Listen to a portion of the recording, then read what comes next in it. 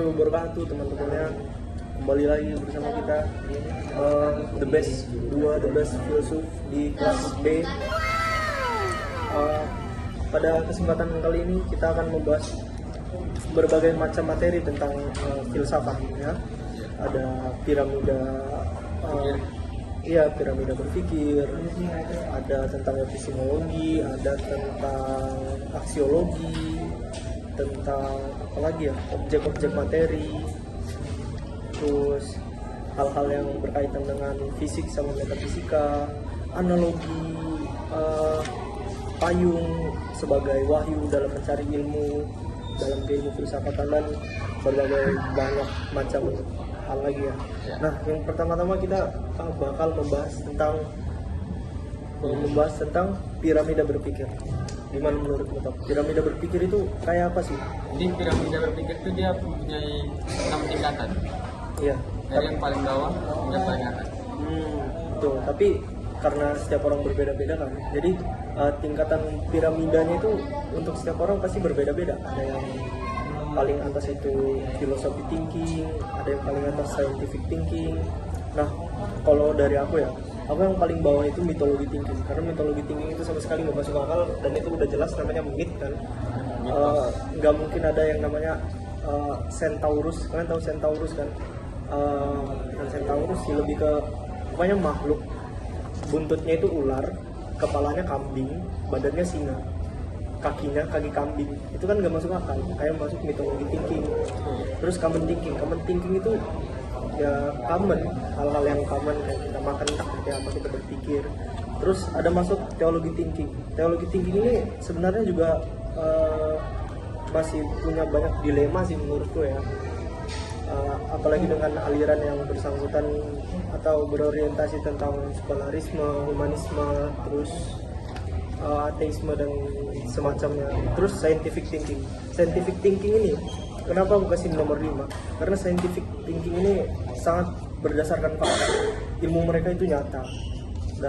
Dan banyak para saintis itu mereka menemukan teorinya sendiri, makanya mereka nggak mempercayai keberadaan Tuhan itu ada, karena mereka sudah merasa ya sangat pintar aja gitu. Dan yang paling terakhir philosophy thinking itu sudah di luar semuanya, sudah transcendental lah istilahnya. Kalau kamu kayak gimana tuh? Rangkaian piramida? Ya kalau aku sama juga punya rangkaiannya, cuma ya agak berbeda. Jelasin aja satu-satu ya, dan kenapa gitu. Ya. Jadi kalau yang paling bawah itu ada mythology thinking, karena sudah pasti itu berpikir secara fiksi, itu nggak pasti, kebenaran itu nggak ada. Ini cuma buatan para manusia zaman dulu. Lalu yang kedua tadi ada common thinking, sama. Jadi seperti berpikir secara ibrawi, apa yang kita lihat, apa yang kita rasa. Lalu di ketiga itu ada scientific, jadi kita berpikir dulu secara sains untuk membuktikan ini benar apa enggak, dan lalu enggak. Lalu yang keempat itu ada philosophy thinking, kita berpikir secara filsuf, jadi dengan cara berpikir kita seperti ontologi, epistemologi atau aksiologi. Lalu yang kelima ada theology thinking. Nah, theology thinking ini berpikir secara ketuhanan, dari agama dan lain-lainnya, dan kepercayaan kita lah. Lalu yang keenam itu ada yang paling tinggi itu adalah logic thinking, karena semuanya harus dipikirkan itu secara logis guys. Jadi kalau tidak logis tuh nggak usah dipikirkan lah. Benar, betul sekali. Dan sejatinya manusia itu punya cara yang berpikir dinamis ya. Dinamis itu artinya apa? Dinamis atau statis. Dari pernyataan tersebut dapat disimpulkan bahwa manusia sering seiring berkembangnya waktu, cara berpikir kita akan selalu tetap berkembang juga. Jadi manusia itu positioningnya di setiap waktu pasti bakalan berubah-ubah gitu. Seperti yang Bu Nis bilang, pas masuk mereka agnostik gitu kan, keluar fanatik, atau sebaliknya gitu, setelah mempelajari filsafat tentunya. Apalagi ya mau kita bahas? Apa yang mau kita bahas di sini dong? Apa ya? Menurutmu tentang objek kah? Tentang apakah kita langsung loncat ke aksiologi atau ke cabang-cabangnya dulu, filsafat, epistemologi? Kita boleh ke cabang-cabang dulu. Cabang-cabang dulu ya. Jadi Western philosophy itu ada 3 cabangnya. Ya, apa aja? Ada ontologi, aksiologi, sama epistemologi. Yang pertama kita bahas itu ontologi dulu ya. Ontologi itu dapat diartikan sebagai ilmu yang mempelajari tentang hakikat dan keberadaan atau realitas. Jadi ontologi ini kayak film The Matrix gitu. Dia mempertanyakan realitas itu seperti apa ya. Ya mempertanyakan tentang jenis-jenis entitas, benda, objek, atau konsep suatu pernyataan mungkin kan, apa saja yang ada gitu di dalam orientasi ini, bagaimana wujud yang hakiki dari objek atau realitas tersebut, yang aslinya apakah kita ini hidup di dalam simulasi ya kan, atau kita ini cuman kayak di film MIB, kita cuman batu kerikil yang dimainin sama alien yang gede banget gitu. Ya kita tetap nggak tahu kan, kita aja nggak tahu sekarang kalau kita ini hidup sendiri atau ada makhluk ekstraterestrial yang mendampingi kita selama ini ya kan. Nah menurutmu kayak apa nih, ontologi ini menarik atau enggak? Kalau misalnya menarik, menurutmu apa yang membuat menarik? Ontologi ini secara dasar kan apa? Ya, Kayak kita mempelajari kayak ini apa yang perlu dipertanyakan, kayak apa alasan kita bisa hidup, apa alasan kita bisa berada sampai sejauh ini. Sejauh ini ya, apa itu benar-benar pertanyaan yang sangat ya sakral dan bercabang-cabang gitu kalau kita Cakupannya tanyakan luas. terus. Ya betul, cakupannya luas gitu ya. Terus kita masuk ke aksiologi ya. Aksiologi ini apa sih? Coba kamu bisa menjelaskan nggak apa itu aksiologi? Aksiologi ini secara dasar Ini ada. Kalau kamu boleh. mari Ini apa? aku aja yang jelasin. Ya. Jadi aksiologi ini menyelidiki hakikat dan manfaat yang terkandung dalam suatu pengetahuan. Jadi itu tuh berfokus pada manfaatnya pada suatu konsep, objek atau benda. Misalnya kayak gini kan, ini manfaatnya apa, substansinya apa, kita pakai substansinya untuk melihat, untuk membantu kita melihat, untuk dipakai di kepala gitu ya kan. Manfaatnya ya kita bisa melihat lebih jelas sama kacamata ini ya kan. Terus pulpen ya kan, pulpen kita pakai untuk menulis, kita pakai untuk yang menurut saya sih sebenarnya susah ini bukan untuk makan ya kan, udah jelas bukan untuk makan, bukan untuk menyakiti orang ya kan, bukan gitu. Terus aksiologi ini juga masuk ke ranah etika ya, berfokus pada nilai kebaikan dan keburukan manusia gitu. Jadi dengan aksiologi ini kita secara tidak langsung juga belajar tentang adab ya gitu. Kita sebagai manusia pasti memiliki moral gitu kan, cara berpikir yang tidak feral kan. Feral itu istilahnya liar gitu, liar kayak binatang-binatang gitu. Binatang-binatang itu kan liar, mereka incest apa segala kan, terus mereka saling makan sama jenisnya gitu kan, ada juga. Terus mereka ya sangat-sangat cenderung merugikan ya bagi makhluk-makhluk lain gitu kayak. Dan itulah yang membedakan kita manusia dengan binatang gitu. Masuk lagi tentang apa ya, cara berpikir kita dengan Tuhan gitu. Kita nggak akan bisa berpikir bagaimana konsep Tuhan itu sebenarnya seperti apa. Kan kita nggak bakal bisa membuat kucing gitu berpikir kayak kita. Masa kita minta kucing untuk kerja gitu, terus kita mintain uangnya, kan nggak bakal bisa. Kita mau ngomong pagi siang malam ceramahin dia tentang aksiologi misalnya, ya dia nggak lebih dari miau-miau doang yang dikasihnya ya kan, ya gitulah. Terus kita masuk ke estetika, itu masuk ke nilai keindahan ya aksiologi. Misalnya pemandangan gitu ya kan, itu masuknya aksiologi yang sudah dibuat sama ya hal yang lebih transendental dari kita ya, atau natural gitu. Dan ada juga epistemologi ya. Kamu mau jelasin apa itu epistemologi atau apa? Epistemologi itu apa? Apa itu epistemologi? Masuk lagi nih ke aksiologi, berarti kamu nanya apa tadi? Apa itu epistemologi? Epistemologi itu secara dasar kayak how to know. Jadi kayak bagaimana cara kita untuk mempelajari suatu keilmuan. Betul. Jadi seperti kayak ada investmentnya. Jadi kayak kan kita belajar nih. Jadi ada 3 yang harus kita korbankan. Ada beberapa hal yang kita korbankan lah. Seperti waktu. Kita udah rela-relain bangun pagi, bangun pergi kuliah, terus tenaga. Kita harus jaga kesehatan kita agar kita bisa belajar secara maksimal. Jadi lalu yang terakhir ada pikiran. Jadi nggak mungkin kan kita belajar kalau pikiran kita nggak baru belajar itu. Mungkin kita belajar pikiran kita bisa kemana-mana. Betul. Dan sumber pengetahuan dari epistemologi ini bercabang-cabang juga dia.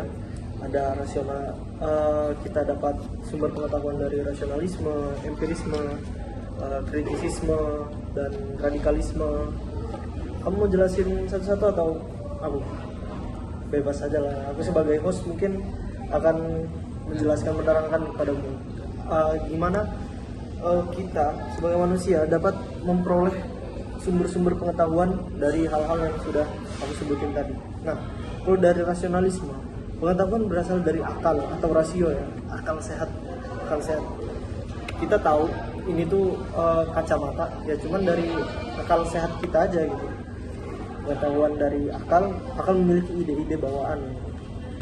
Jadi ide-ide bawaan yang tercapai kebenaran yang melalui edukasi logis. Edukasi logis. Terus ke empirisme.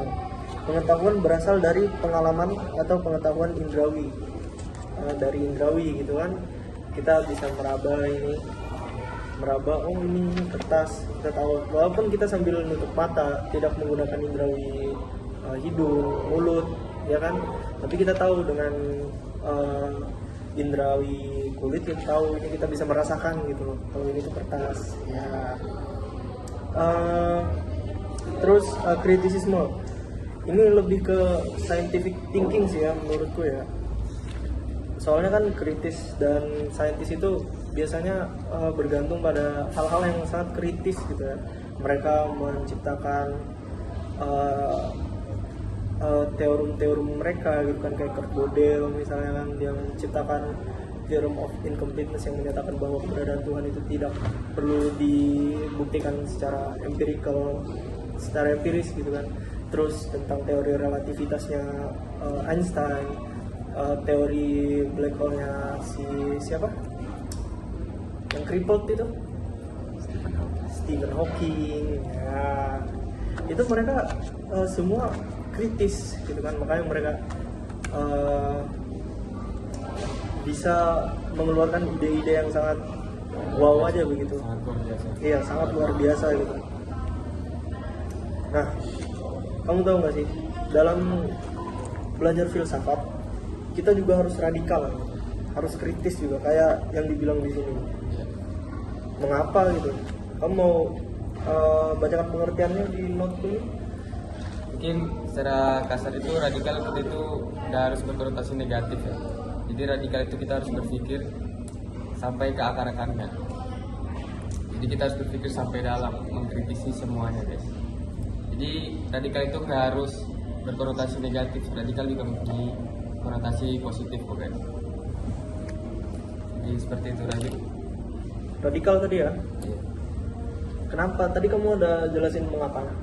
Ada tadi ya? Ada ya. Semua hal yang pernah eksis di dunia ini memiliki 3 hal. Nah, ini juga salah satu hal yang patut kita pelajari ya dalam filsafat.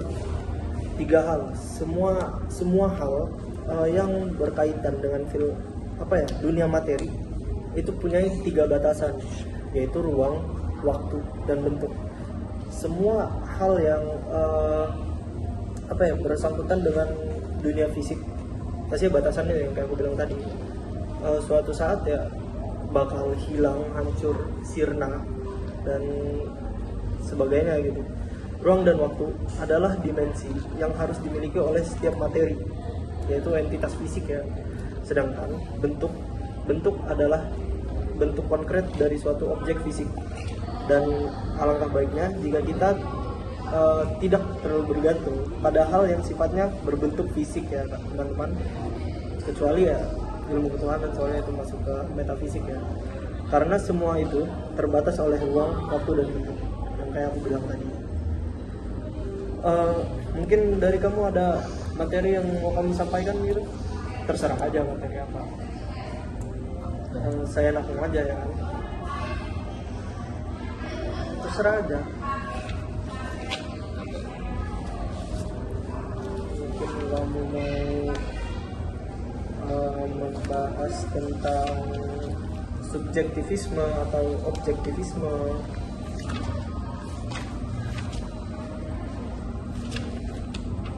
atau kamu mau membahas tentang analogi payung tadi, boleh juga. Oh boleh deh, analogi payung. Analogi payung ya, Iya. boleh dijelaskan ya. Jadi analogi payung itu untuk para orang-orang. Jadi ada sebuah payung yang terbuka, dipegang orang. Itu tuh sebagai tools untuk menggunakan wahyu. Tapi ada juga orang yang payungnya ditutup, dilipat. Itu dia wahyunya ada, tapi tidak digunakan. Jadi dia wahyunya hanya disimpan aja, cukup dia ketahui dan kemudian dia terapkan. Lalu ada lagi payung yang dilipat lalu dipatah-patahkan. Itu sama sekali wahyunya itu dibuang. Jadi kayak dia ibaratnya mengatakan God is a dead. Ya, jadi itu seperti itu. Lalu yang terakhir ada payungnya itu dia masih dibuka, ditutup. Jadi dia masih belum menemukan jawaban lah. Oh, masih samar-samar gitu berarti ya. Masih 50-50. Ya, masih imannya kurang kuat ya kalau dibilang, ya bisa dibilang begitulah ya. Ya. Memiliki samar-samar ya. Jadi dia masih mencari kebenaran. Betul. Terus ada juga ini masuk ke ranah apa tadi ya? Wah, ini nanti kita bahasin tentang cabang-cabang apa ya? Cabang-cabang apa? Humanisme, boleh banget. Tadi itu masuk ke epistemologi ya, yang cara kita meraih ilmu itu, mencari ilmu ya. Iya. Iya. Nah, itu ada tools-toolsnya juga. Nah, yang mau aku jelasin tentang tools-toolsnya ini cukup banyak ya. Ada wahyu, ada indrawi tadi yang aku bilang, ada akal, ada intuisi, dan miraculously juga ada otoritas gitu. Ilmu itu, mencari ilmu ya. Iya. Iya. Nah, itu ada tools-toolsnya juga. Nah, yang mau aku jelasin tentang tools-toolsnya ini cukup banyak ya. Ada wahyu, ada indrawi tadi yang aku bilang, ada akal, ada intuisi, dan miraculously juga ada otoritas gitu. Nanti aku jelasin satu-satu ya. Wahyu. Nah, pertama wahyu. Wahyu ini sebenarnya masih banyak berdilema ya sebenarnya. Wahyu itu soalnya termasuk hal yang tergolong metafisik ya. Dan tidak selalu menjadi sumber pengetahuan bagi manusia gitu. Nah, Karena setiap kepercayaan mempunyai wahyu yang berbeda. ya benar. Setiap kepercayaan itu punya wahyu-wahyu yang berbeda. Mereka memperoleh wahyu, ada yang duduk di bawah pohon selama 1000 tahun ya kan, terus dia dapat enlightenment gitu. Ya sebenarnya nggak masuk akal juga sih, tapi ya namanya juga kita merespek agama dan kepercayaan orang ya. Begitulah ya. Terus ada yang ya banyak lah. Kalian bisa cari-cari tahu sendiri ya. Wahyu itu datangnya berbagai macam. Terus indrawi. Nah, indrawi ini salah satu yang hal paling common ya. Gimana tuh kalau kita memperoleh pengetahuan dari indrawi? Dari apa yang kita lihat sampai yang kita alami aja. Kalau misalnya dari tangan gitu, coba dijelaskan pada viewer-viewer kita yang sangat luar biasa ini. Kalau dari tangan, misalkan ini ibaratnya nih indrawi kan, kita tahu ini sendok adisinya. Jadi ini kita Sendok tumpah. tumpah. Tumpah ya. Ini tuh udah termasuk taman thinking. Kita udah tahu ini bakal tumpah. Karena tadi posisinya seperti ini dan ini sini. Nah, Ini yang seperti itu. jadi tahu kita ya. Tisu produser. Iya. Terima kasih banyak ya. Terima kasih. Nah itu Indrawi ya, dari mata kita bisa melihat gitu. Tumpah sedikit ya guys ya. Kalian kalau sudah nonton sejauh ini, tolong like, subscribe, share ke mama kalian, ke tante kalian gitu. Dan share ke mama kalian, ke adik kalian, ke tante kalian, boleh banget. Dia dapat materi dari 2 filsuf kelas B yang sangat gokil, ganteng, the best, yang bakal 4 tahun lagi kumlot, gitu ya kan? Dion dulu. Ya, lulus 3,5 tahun. Balik lagi ya guys ya, ke sesi 2 kita. Tadi di sesi 1 kita berakhir di pembahasan tentang tools ya. Dan sekarang di sesi 2 kita ditemani dengan teman saya ini, juga the best Siapa filsuf. namanya? Coba perkenalkan diri. Halo, perkenalkan nama aku Vanessa Nadira Wilona, biasa dipanggil Vanessa. Vanessa ya. Vanessa. Filsuf kita the best ya, the best filsuf. Nah, Vanes, dari menurutmu apa nih yang mau kita bahas nih di sini? Apa tuh? Kamu Kasih mau tahu nggak? dulu dong. Apa aku Kita- nggak tahu? Ada cara-cara kita mendapatkan pengetahuan. Kalau mau jelasin Nes? Kayak apa Nes? Aku mau tahu. Mau tahu ya? please, How we know. jelasnya. Nah, tadi itu kita sudah di sesi pertama kita sudah masuk ke Indrawi dan Wahyu ya. Sekarang kita masuk ke akal. Oke. Manusia memperoleh ilmu melalui akal sehatnya sendiri ya. Itu gimana tuh top? Dari akal tuh gimana? Kita memperoleh ilmu dari akal sehat kita. Akal tuh kita kayak ibaratnya mencerna pengetahuan kita lagi dan mengkaji lagi pengetahuan. Mengkaji. Kita mengkaji lagi, misal kita dapat informasi nih, akal kita bekerja nih. Piccolo, oh ini pulpen menulis kan substansinya ya. Sedikit trouble guys. Ada sedikit trouble. Terus habis akal ya yang sudah dijelasin tadi, muncullah intuisi kawan-kawan. Oh, intuisi. Apa itu? Nah, intuisi itu kalau dimana misal kita udah pintar banget, terus logika kita itu udah tajam banget juga, muncullah intuisi. Intuisi itu kayak misalnya di belakangku tiba-tiba nanti ada orang, aku nebak-nebak aja gitu. Intuisi itu lebih ke nebak-nebak gitu.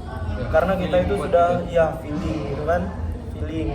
Karena kita sudah terbiasa aja gitu, kita sudah tahu apa yang bakal terjadi 80% at a time gitu kan. Tarot ya? Atau Tarot, bukan? bisa juga tarot. Oke. Tarot, intuisi tarot. Tapi sebenarnya tarot itu lebih ke wahyu sih sebenarnya. Wahyu lebih ke tapi wahyu. Tapi masuk juga nggak di tarot? masuk juga. Wahyu yang sedikit melenceng gitu ya. Oh. Iya. Semimit. Iya, gitulah ya. Semimit. Ya tadi di intuisi ya. Langsung ngerti aja gitu. Intuisi itu juga kadang-kadang 90% akurat ya kawan-kawan ya. Kayak feeling kuat ya guys. Benar-benar. Seperti anjing pelacak. Anjing pelacak. Nah, Oh. terus Ya, ibaratnya kita main bola itu kan, terus ada kiper sama Ada kiper. jadi ada penalti. Pasti kiper ini harus punya intuisi dan buat dia bisa menggagalkan penaltinya. Oh iya. Wih. makanya dia langsung Keren. loncat gitu kan. Iya. Loncat ke kiri, ke kanan, kemana kan. Kalau dia diam aja itu berarti dia kenapa? Takut kena bola atau?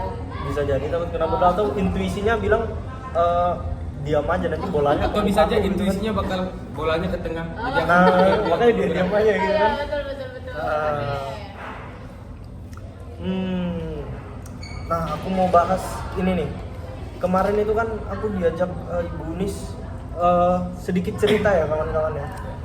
Yang aku sama Nior atau Ubaidillah ya. Aku diajak Bu Unis untuk masuk ke ruang perkuliahan S3 ya. Nah, aku itu sebenarnya pas masuk ke ruang perkuliahan S3 itu memiliki ekspektasi yang tinggi ya. Karena S3 kan. Jadi hal-hal yang dibahas itu ya hal-hal S3, tapi ternyata sama aja yang dibahas hal-hal dasar juga tentang epistemologi, aksiologi, ya kan, ontologi. Karena mereka juga baru pertemuan satu gitu, tapi orang-orang mereka di sana itu keren sih, ruangan juga keren. Kalian dapat teh gratis, makanan gratis, kayak literally anjay. Kalian di sana dapat ilmu, dapat makan, ya, kenyang ilmu, kenyang perut juga, sumpah. Nah, dari situ aku buat sedikit resume juga sih sebenarnya, akan aku jelasin ya. Kalian Apa bisa itu? menelaah nih. Oke. Nah, yang aku dapat, cara berpikir filosofi itu termasuk cara berpikir yang sangat-sangat eksklusif.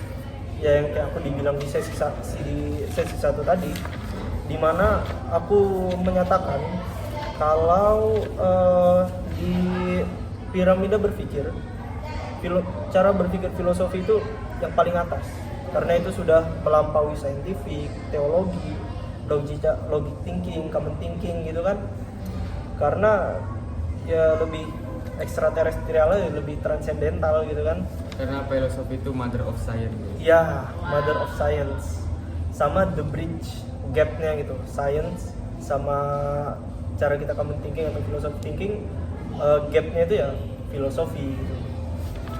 Ya, makanya itu cara berpikir filosofi itu adalah hal yang eksklusif. Tidak puas dengan jawaban yang awam gitu loh. Misal ditanya ini pulpen, misal aku tanya topan, top ini apa top? Pulpen.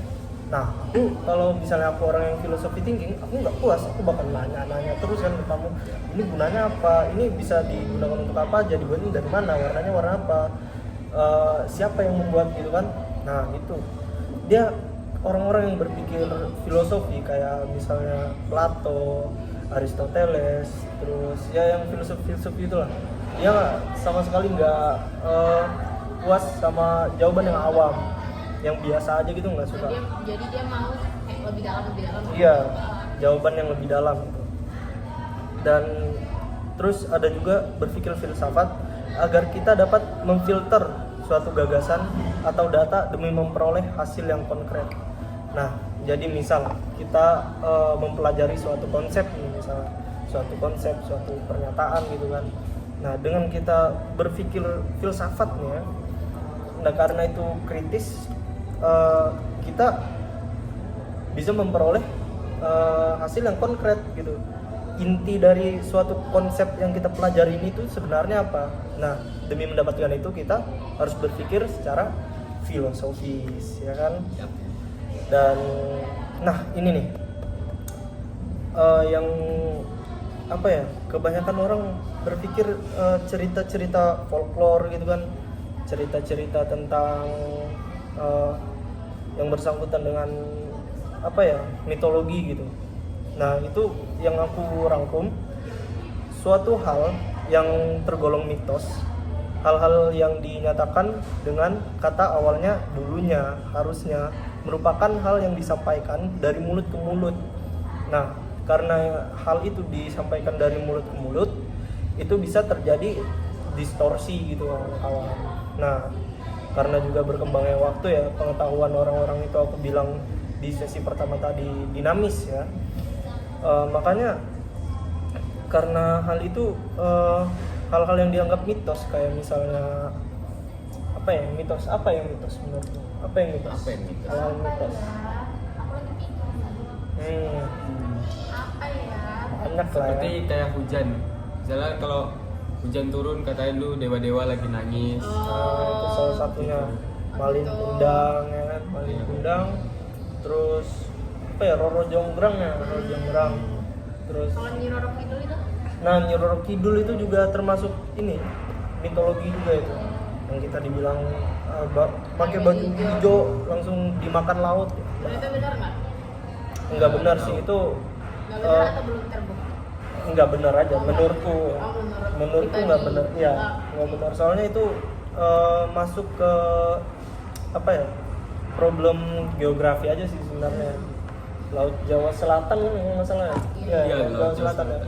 Mungkin di Laut Jawa Selatan itu sering terjadi badai, mungkin di Karena laut-lautnya ombaknya sangat ombak-ombak. tinggi sekali.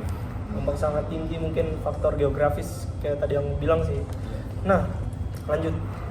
orang-orang terdahulu mempunyai pemikiran yang awam gitu kawan-kawan. Mereka takut gitu kalau misalnya lihat hujan, mereka takut, nggak bisa, mereka terlalu instingnya itu terlalu apa ya istilahnya awam gitu loh. Iya. Makanya mereka menganggap kalau Tuhan lagi nangis mungkin atau lagi marah atau ya gitu-gitulah ya. Nah, oleh karena itu mereka mayoritas menerima informasi tanpa tahu adanya sumber yang jelas gitu. Jadi nggak Nah, dikaji gitu. nggak dikaji. Hasilnya apa? Mabuk mitos, kawan-kawan. Mabuk mitos, dan sekarang itu masih sangat hal-hal yang lumrah gitu ya. Misalnya dukun gitu, orang-orang sewa dukun. Dukun itu sebenarnya apa sih? Dukun itu 2 sih sebenarnya. Kalau nggak bego, cabul. Kalau nggak bego cabul ya. Betul, kalau nggak bego. Dukun itu sama seperti pesulap. Tapi kadang ada yang terjadi beneran kalau orang ke dukun tuh itu apa? Atau kebetulan aja atau Nah, itu kebetulan aja sih menurutku. bisa Benar-benar. Soalnya dukun itu ya nggak masuk akal. nggak masuk akal. Nggak masuk akal. Dukun sama tukang sulap tuh lebih jago tukang sulap. Betul. Kenapa bisa? Lebih cabut tukang sulap. Karena dia punya trik-trik yang luar biasa. Dan dukun sebenarnya sama, cuma dia kayak ala-ala aja, harus bakar dupa lah, bakar inilah. Tuh, begitu dia. Ya kalau nggak scammer, cabut, bodoh aja, arogan gitu, yang si paling gitu. Akhir ujung-ujungnya mereka bakal apa ya, memakan omongan sendiri ya, bodoh aja gitu kan. Itulah hal yang paling aku nggak suka, itu dukun gitu. IQ-nya mundur gitu. Jongkok. Ya. Dan juga kadang-kadang orang yang berpikir filsafat itu sering di pojokkan kawan-kawan. Seperti Pythagoras ceritanya Pythagoras kan, dia menentang doktrin gereja waktu itu. Doktrin gereja yang bilang kalau bumi yang dikelilingi matahari, bukan matahari. Iya ya, Balik gitu. kebalik ya. Oh, nggak apa-apa. Nggak apa-apa ya, sebaliknya gitulah ya. Doktrin gereja bilang bumi yang di apa? Coba bantu. Gimana sih? Bantu. Gimana, Bumi Apa? yang bumi itu yang mengelilingi matahari, bukan matahari yang mengelilingi. Iya, Oh. tapi Nggak apa-apa, it's okay. it's okay ya. Iya. Ada flow gitu Iya. sedikit, Kita santai aja. santai aja. Non-formal. Masih ada non formal ya kan. Oke. Apa tadi? Nah, iya, doktrin gereja. Padahal si Pythagoras betul gitu, tapi ya mereka karena doktrin gereja merasa paling wah gitu kan, paling eksklusif ya, jadi dibilangin bodoh si Pythagoras, padahal dia betul gitu. Gitu. Apalagi yang kita bahas? Apalagi kita Udah nggak sih? Udah. Udah. Atau lagi? Masuk ke sesi 3 ya. Oh, lagi. Penutupan dulu. Kita break sebentar, kita masuk ke sesi 3. Oke. Kak. Oke, kita kembali ke sesi 3. Kali ini kita akan belajar tentang apa, Vanes? Tentang apa, Vanes? Hulu dan hilir. Nah, Kita hulu dan tanya dulu hilir. apa itu hulu dan hilir? Coba jelaskan Apa sih tuh? tentang hulu dan Jelaskan hilir. dong. Jadi hulu dan hilir tuh gini. Hulu itu tuh sumber. Hilir itu tuh kayak penerapan sikap kita. Tanya dong, kasih contoh kayak apa? Kayak kok diem sih? Ya, Contohnya contoh dari dong. hulu dulu. Contoh Jadi dari hulu contohnya ke tuh hilir. kayak hulu tuh misalnya kayak orang tua kita gitu kan. Mereka itu tuh kayak masih tahu kita yang baik-baik. Bener nggak sih? Iya, Ya benar, otomatis benar. ntar kita tuh hilir kita itu jadi ikut baik juga. Ikut baik ya. ya. Tapi kalau dari awal hulunya udah mencong, itu Mencong. kita mencong juga. kayak Mencong gitu. juga. Apa yang ditanamkan itu yang kita tua Iya. ya. Oh, Betul. sangat luar biasa. Sangat luar biasa Vanessa oleh Kau nggak bilang penyampaian makasih? materinya. Iya, Terima terima kasih kasih, banyak Vanessa. ya. Sama. The best host ya. Hmm. Ada lagi sih hal yang mau aku bahas nih guys. Nah, ini masuk ke semua hal yang pernah kayak ini. Semua hal yang pengetahuan ilmu itu aksio epistemologi kayaknya ya. Objektif subjektif itu masuk apa tuh? Menurutmu? Subjektif. Masuk ke cabang filsafat apa tuh? Epistemologi nggak sih? Iya, karena Epistemologi berdasarkan ya. realitas. Betul. Nah, di dalam pengetahuan ilmu filsafat ada beberapa aliran yang dinamakan objektivisme, subjektivisme, dan idealisme gitu. Nah, aku bakal ngejelasin ke kalian satu-satu apa itu artinya ya. Nah, Jelasin please. subjektivisme, ini aku jelasin ya, Ya.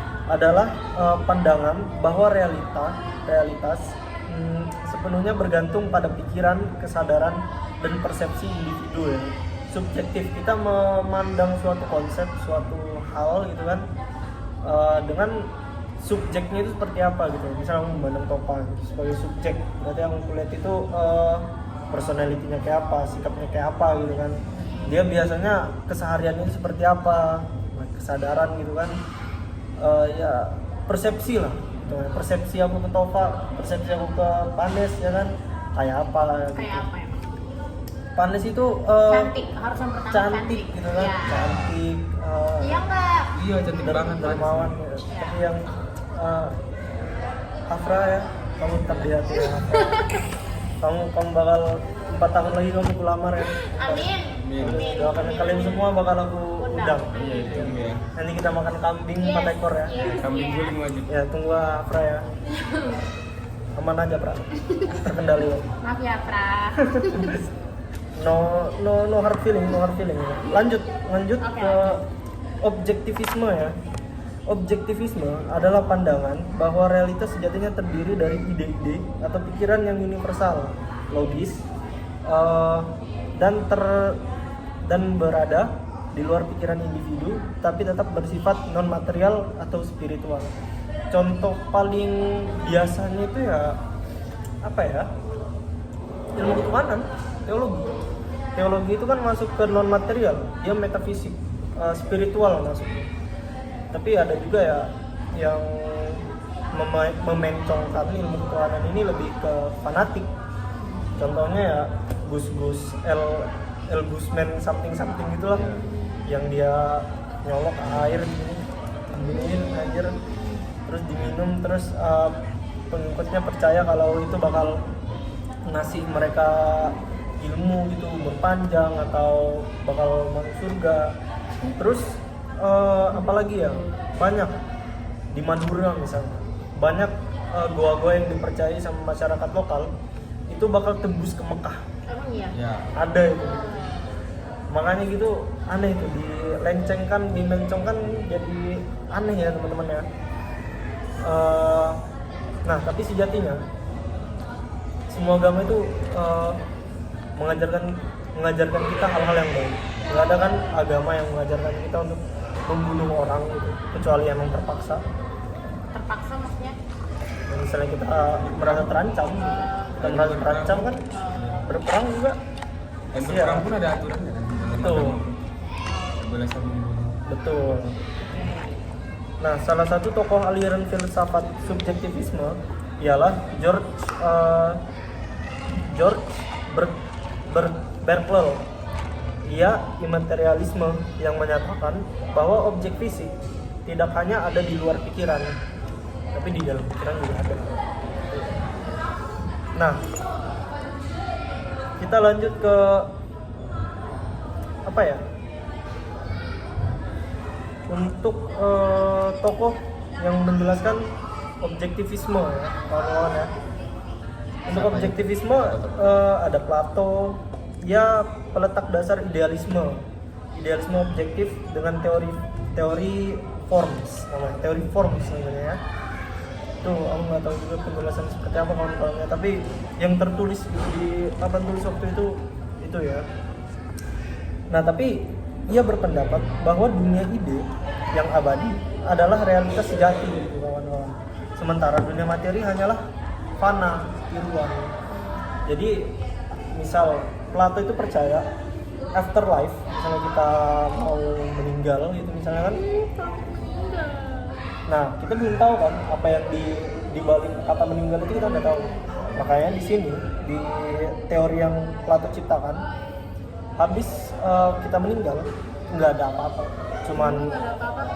nggak ada kayak Lebur di tengah tanah. iya. Disiksa kan, tapi ditanya malaikat gitu. Nah itu dalam kepercayaan. Tapi kalau dalam Plato, setelah kita mati nggak ada apa-apa, cuma Iya. hitam aja gitu. Mati ya mati. Kayak tidur. Tidur kayak Tapi Selama- kita masih bisa di screening kayak gini atau? nggak ada. Jadi kita gimana? Mimpi selamanya dan mimpimu itu nggak ada apa-apanya gitu. Jadi kita gimana? Kamu nggak Yang sadar nggak ada. kalau lagi mimpi, nggak sadar kalau lagi tidur. Kamu kalau lagi mimpi sadar. Tapi kalau kita lagi mati kita sadar nggak? Kok kita lagi mati? Kalau maksudnya kalau kita udah meninggal kita sadar nggak kita tuh udah meninggal?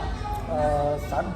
Nggak tahu peneliti sih nggak sadar karena kita kayak hanya seperti tidur biasa, seperti mimpi gitu doang. Oke. Berapa?